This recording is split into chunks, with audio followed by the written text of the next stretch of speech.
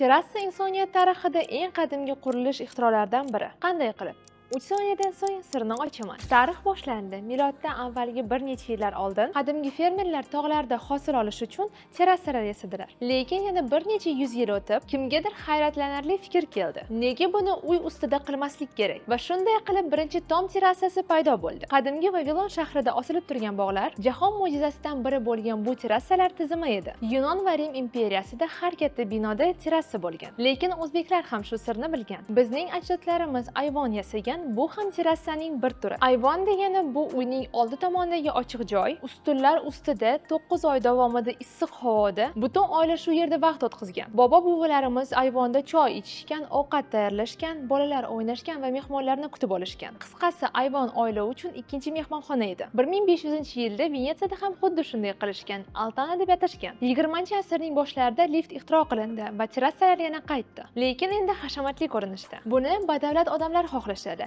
Men shahar markazida, lekin bog'da yashashni xohlayman. Hozir 2025-yil, terrasalar yanada muhim.